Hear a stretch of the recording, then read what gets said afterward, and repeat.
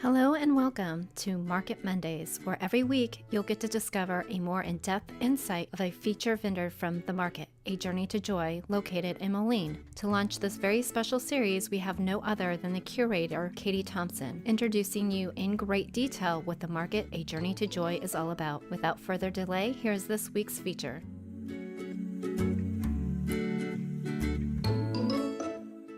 Hello, and thank you for joining us. I'm Katie Moore. I am the creator and founder of QC Find Now.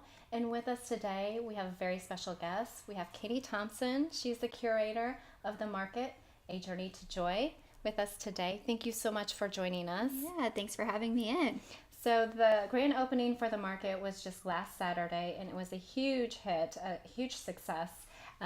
When they had an opening, you had a line waiting as you're waiting for the doors to open. Yeah, so we're leading up to 10 o'clock. We knew that the parking lot was filling. The rain was coming down because we're stuck in our rainy season. But what we didn't know as we were letting people into the landing and the staircase is that there was still a line of people standing outside in the rain. So at 10 o'clock, I said a quick hello and thank you for coming. And then we moved our bodyguards and let people into the market. Wow. And the line just kept going and filtering in. It was a humbling and exciting feeling all at once. What a success. And I know you worked so many hours and so many days. And what can you tell us what that process is from when you started to opening day? Yeah, I'm maybe a little bit of a crazy person. So I signed my lease at the very beginning of January. So we had 4 months to work through construction, and we did quite a bit of remodel work. The painting, it's an older building that we're located in, the Spotlight Theater and Event Center. And so a lot of painting needed done, carpet need pulled up, the floors needed redone. So we spent the 4 months and building walls so that all of the vendors would have their own little miniature storefronts. Gosh. So what inspired you to start this market? I started thinking last year in the fall that I needed something different in my life. I'm an interior decorator. I love it. I love going into clients' homes, but there was something missing. And my friends and I were at a race in Texas. We were doing a Spartan race. My husband, not me, was doing a Spartan race. But my girlfriend and I went shopping, and we were in Waco, and I thought that the Chip and Joanna Gaines experience was going to be this awe-filled moment and charge me up. But we ended up finding this little store, and it really wasn't little. It was quite large. But it was a similar concept to the market. I loved it. We shopped it for hours. I didn't think I was going to come home and open a store. But during that trip, I said, 2019 is my year. My husband had a fantastic 2018. So I said it was my turn, right? Right. And I had no idea what that meant. And a quick brainstorming session said, hey, we're missing something in the Quad Cities. We have fantastic weekend markets. We have all these wonderful small businesses that they're not ready for their own storefront. Yeah. There's a lot of overhead costs and all of that goes into owning a business. Let them focus on making the product. We'll run the business side of things. And that's fantastic that you do that, because with today's shopping, a lot of it is online, but you lose out on that personal experience where you actually get to experience the product and see the product firsthand.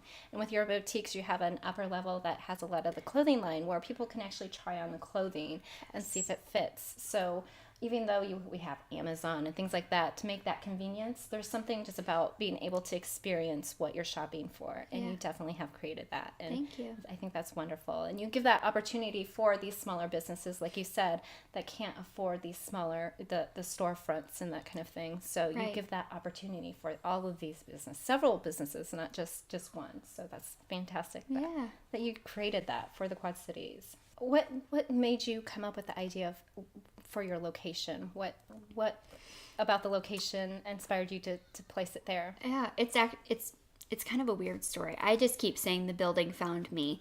And truth be told, I was trying to wiggle my way into an interior decorating job. So the landlords at the Spotlight Theater and Event Center are good friends of mine. Okay. And we were sitting down. I said, hey, what's your latest and greatest? What have you guys been doing? And the response was, we bought a castle. Okay. And so they continued to tell me what that meant. And they were having a Christmas event. And they said, hey, we're kind of thinking about maybe this one room being remodeled. Why don't you take a look at it? Come to the event and take a look. So I thought, well, there's a possible job here, so let's go. So we loaded up, we went and looked at the room, and that room's still there. It's still sitting unremodeled, I'll tell you that. But we walked the rest of the building, and my husband and I were talking, and I said, I think this might be the spot for the market. And to have your landlords also be friends is a fantastic feeling. Absolutely. And they're very open-minded. They want people in the building. They want unique companies to come rent out the building. And so we just chatted and we moved along from there. For me, it was that foot traffic was already in that building. We're not creating a sense of come in off the street into it. Right. We have a theater, so there's 20 plus shows a year where people are already in that building, and now we get to add another element to their experience. Yeah, that's wonderful. It's a great spot. It really is. And just the architecture, the experience of walking through that building is really unique and neat. Yeah. So yeah, it's a great location. So what type of vendors do you look for when you're looking to add? That is tricky. So something I have to do is take myself out of the equation, because I tend to gravitate towards vendors that I would shop their product. But there's a wealth of vendors that have different products, different ideas, unique products that maybe someone else in the Quad Cities, that's exactly what they're looking for. So the one thing that I do is I'm very careful in the selection process to make sure there's not a ton of duplication. I don't want you as a shopper to come in and think, well, it's the same thing over and over. If you have a modern vibe, there's something for you. If you have an eclectic vibe, there's something for that customer too. Right. And then to make sure that it fits the mold in the clothing boutique, that any woman and men now can come shop that clothing boutique and find something unique. Yeah, that's great. That's very thoughtful. Another thing I want to point out when we were there shopping this weekend is the fact that someone mentioned to us they were helping upstairs. I think they had a booth. Is that correct? But she mentioned that you purposely did not have the actual vendors at each booth. I did. So that was a tough conversation, because these vendors are used to being with their product at weekend markets. And obviously they're very proud of what they've made. But some feedback that I received when we were announcing the market opening is that at a weekend event where the vendor is present, there's a little bit of an intimidation factor as a shopper, that if you're going to pick up something and look at a price tag, to watch your facial expression, and then what if I don't make a purchase and they're standing right there. And so for us, the shoppers get to freely float. The vendors get to feel the excitement, but they don't have to stand there and sell. Right. And what's been fun, though, in expressing that to the vendors, some have had an odd feeling about it because they're used to being there, like I said. But others, it was relieving to them because they love their product and they're so proud of it, but they're not salespeople. Yes. And so they don't care to have that experience. Yeah, that's great. So that was one of the highlights in looking for the vendors, is that you don't have to staff your booth, and so that allows you to continue your 9 to 5, or if you're a grandmother, you can still be home with your grandchildren. You can make it to all your kids' sporting events, or even for us, we have some vendors that aren't based out of the Quad Cities. They're at a 2 or 3 hour distance, and they can continue on about their day, but introduce their product to the Quad City market. So, as a small business owner, we're always looking at what overhead costs are going to run us. So with the market fully staffing, then these small businesses located inside the market are able to amplify their sales because they're not taking on the overhead cost. That's great. Yeah. So right now you have about 36 vendors, is that correct? Yes. Is there a room for more vendors, or? It has been a flood since opening day. Leading up to opening day, we started getting that question. And now after people have fully experienced the market, we're continuing to get the emails and the messages on social media. And so right now I'm just telling people it's very limited. I'm never opposed to finding nooks and small spaces. Our big spaces are all filled. We work on a 6-month lease though. Okay. And so I keep anyone's name that has an interest. That way, as we approach the end of lease time, we can reach back out to people and invite them in to look. Okay. So I never rule anything out. There's always possibility, but our classroom space is dedicated just to classrooms. So it feels like there's a big chunk that you could work with. Okay. But that's classroom space. Yeah. Okay. So smaller vendors, maybe. Okay. Good to know.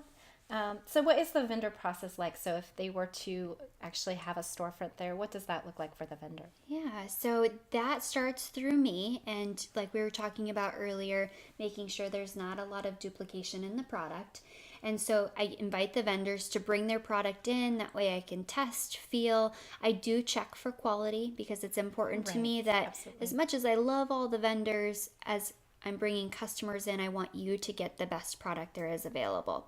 So I ask the vendors to bring things in. I look it over. I also look at social media pages and see how active people are in their social media. And then from there, we just talk about what does space look like? How much room do you need? And then we filter through an application. And if there's room available, they start their move in.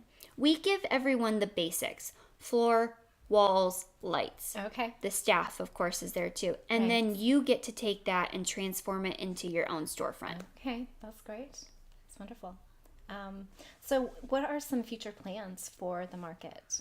Oh, I wish I could totally release a lot of the future plans. One that I'm comfortable announcing is that this fall, when all of the vendors are getting ready to launch their fall lines, we're going to have one weekend that we close. The vendors will come and do a total flip of their product.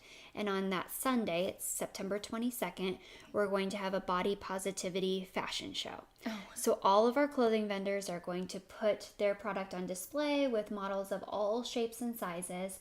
We'll have a bar available, some make and take workshops, and a lot of the proceeds are going back to charity. Oh, wow, I can't announce that yet because there's some stuff in the works, but it is a local charity here that the money will be going to. A fantastic program, but I want it to be a big grand announcement closer to September. Okay. So that's one big project. Other than that, we have 2 other community-minded events that we'll be announcing soon that are in the works. That's where my passion lies, is giving back to the community and building people up. So the market, A Journey to Joy, is part of that, making sure that journey is there and supporting the community. That's wonderful. So one thing you were touching base on is the fact that you do have that bar area and you're trying to focus a little more so it's also fun for the guys as well. Yeah. So talk more on that. Yeah, so with Mother's Day coming up, we want to make sure that men in particular and families of all the mothers out there know that we got your back. We know that moms can sometimes be disappointed if you're not ready for Mother's Day. So we're a one-stop shop. We have gift wrap, the cards, we have live flower bouquets and plants, and of course all the goodies and gifts there. I would recommend sending the mom in, let her do some perusing on her own first to pick out some things, and then you can come back in and we'll help you get it all packaged together. That's great. So it's important for us to make sure people know that that one-stop shopping is there. So when it rolls around to anniversary and birthday time, we have everyone covered. And there's plenty of stuff there for you to choose from. I mean, you can't go wrong. No. You can't slip up on your gift making process there because there's so many wonderful products. So. Yeah. And our staff is really ready to help with that.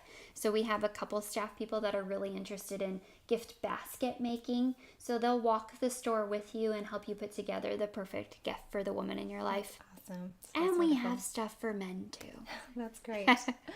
So a little bit about the process when you go to the market is the fact that it's because the vendors aren't there, you're not having to go to every single booth and make a purchase. Right. So you literally go onto these floors and you pick out what you want, and then at the very end you're making your purchases. Right. So that's kind of it's kind of time consuming, and honestly when you go to these other markets and you're pulling out your credit card and you're having to pay every single time, and it's just a nice flow to what you have. Yeah, you take your time, you walk first and second floor. First floor features more of our food vendors, our plant vendors, and then second floor is about 3,000 square feet of our clothing, our home decor, bath and body products. But just like you said, you take your time and you shop, and then you go do one checkout experience and we have you out the door. Yeah. But we encourage people to slow down at the market. Yes.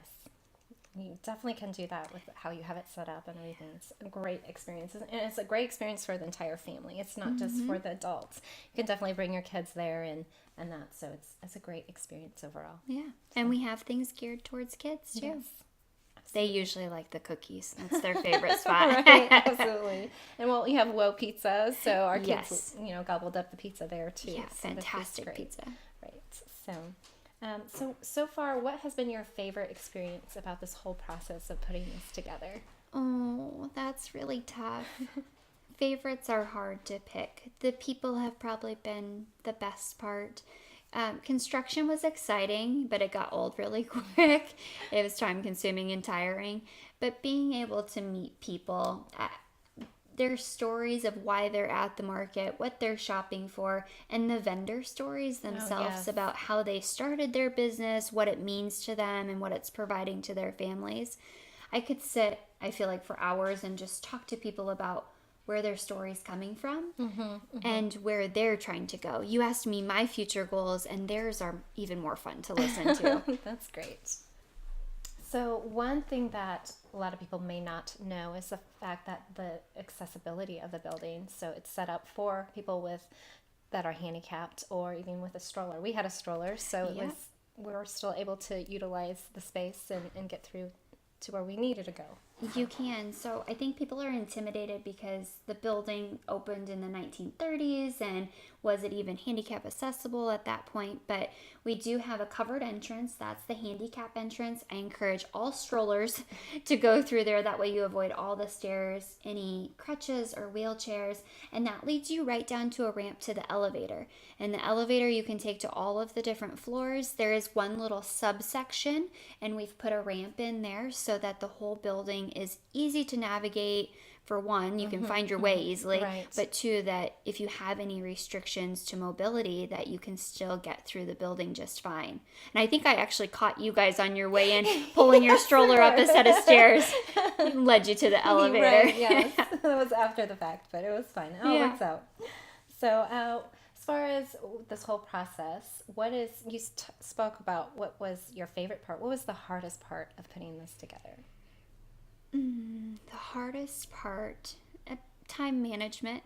We had 4 months to do a lot of work. I mean, and that was everything from, I spoke on the construction part earlier, which was lengthy and time consuming, but that's finding the vendors, going through all the contract meetings, talking to the public, weeding things out that might not be a good fit, and then making sure that we do get full of vendors and spending the time with the vendors to make sure they're comfortable and ready. So really, time was tricky. Yes. I did it to myself, though. I picked the opening day.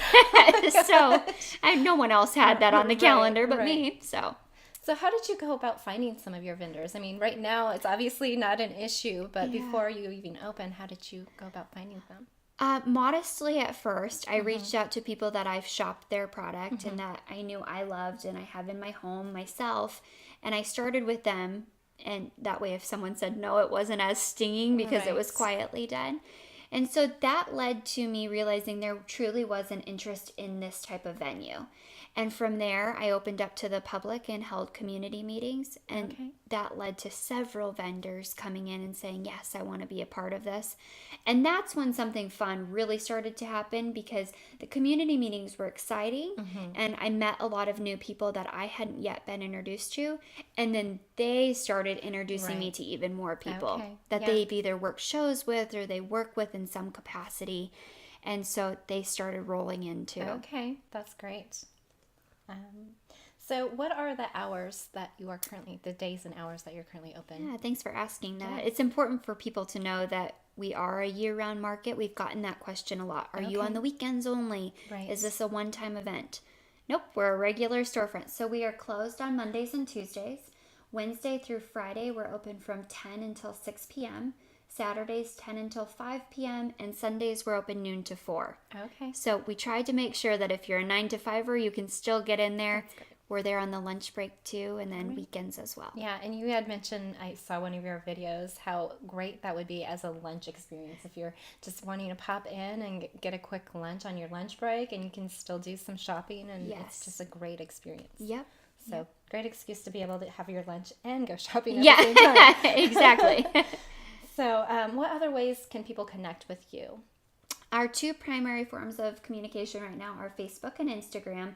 We'll launch a website this summer. That's been a big question, is what's your website? But right now, stick with the Facebook and the Instagram pages. Okay, that's great. So one question we like to ask all of our guests is, what is your favorite part of being part of the Quad Cities? The smallness. We're all interconnected. And so I think when I moved to the Quad Cities from my tiny town of Joy, which is 300 people, I thought the Quad Cities was huge. And didn't realize that once I would stay here a while longer, that I talk to you and you know this person, and we all start to weave together. Right. And that forms this unique bond that if we're in need of something, someone else will help out. Or if I need a contact, there's just someone right around the corner. And everyone comes together here. So like our grand opening, to have around 1,900 people through our doors was incredible. But that's what the Quad Cities does. Yes, absolutely. So, well, I just want to say thank you again for coming. I know you're quite busy, especially with the grand opening and everything that you have going on and your two businesses. So, yes, just thank you for coming and being a part of this. Yeah, so. Thank you for inviting me. Yes. So that's all we have for today. Expect every Monday we have for Mondays we have the Market Mondays, and we will have a new vendor hopefully every week to present to you, so you can get to know them a little better on a more personal basis. And we will see you next week. Thanks for joining us.